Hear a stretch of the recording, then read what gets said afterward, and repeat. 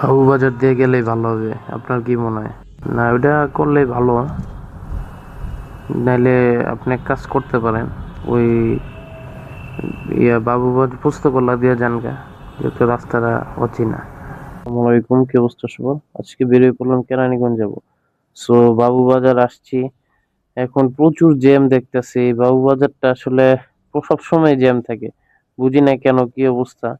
আর এই বিশেষ করে এই যে এই ভ্যান গাড়ি, তারপরে এই সামনে যে দেখতেছেন অটো রিক্সা, এই জ্যামের কারণে প্রাইভেট কার বড় বড় গাড়িগুলা মানে বিপদে পড়ে যায় আসলে।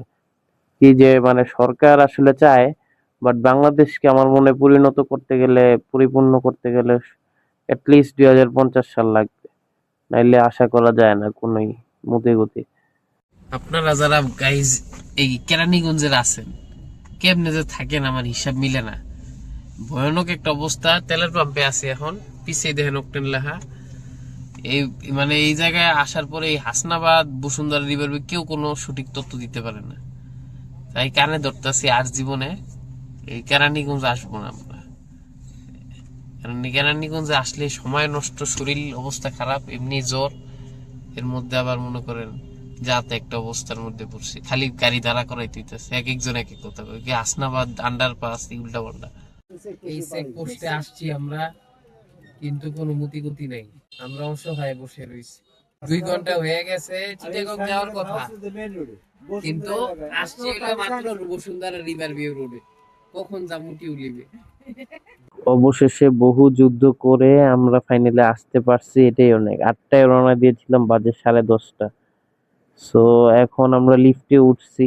সবার সামনে একটু ক্যামেরা বের করতাম আর হেজিটেশন লাগে, সবাই কেমন ভাবে জানি তাকায় ক্যামেরা দেখলে। তো আমরা যাদের বাসায় আসছি সে মূলত আমার মার আপা, আর আমার হইলো ফুপু। এই হইলো ওনার বাসায় আসছি আমরা। এখন বাসায় যেহেতু আসছি, সে আমাকে ওয়েলকাম ড্রিঙ্কস দিছে, আমিও খাচ্ছি। আর বেশ ভালোই লাগতেছে, পুরো ধকলটাই চলে গেছে ধরতে গেলে। আর আপনি একটু লাইক দিয়ে দেন, লাইক দেন না। আর এই যে উনি প্রায় 30 বছর যাবত একটা রোগে ভুগতেছেন, মানে চলতে পারে না, তো তাকেই দেখতে আসছি মূলত। এখন মেইনলি ক্যামেরাটা রেখে আমি ভাবলাম সবাই বলে ছবি তুলবে, তো সবাই ছবি তুলতেছে, আমিও বসলাম। খাইতে দিছে, এখন খাওয়ার পালা। কষ্ট করছে বেশ, ভালোই লাগতেছে, খাইলাম, ভালো লাগলো। তো ঘটনা যেটা হয়েছে, ওনার বাসায় আসছিলাম, উনি অনেক খাওয়া দাওয়ার আয়োজন করছিল, খাইলাম দিলাম। আপনার সাউথ কেরানীগঞ্জে পড়ছে। তো এর নিচে যাচ্ছি, গাড়ি রেডি করি, ড্রাইভার আঙ্কেলকে জায়গায় আজকে জ্বর, দোয়া রাখবেন সবাই, একবারে বাসায় গিয়ে এনে দেবো। এখন আগে ড্রাইভারকে উঠাই। আর লোকটা বেশ ভালো, ভালো লাগে আমার অনেক। একটা জিনিস অবাক হলাম গাইজ, যে যাকে দেখতে গিয়েছিলাম সে এই 80 বছর বয়সে বেশ ভালোই স্ট্রং। আর আমরা এখন বেরোয় পড়ছি। এখন আমরা যাচ্ছি আর কি। এই ফ্লাইওভারটা হইলো কি বলে, পুস্তকলা মনে হয়।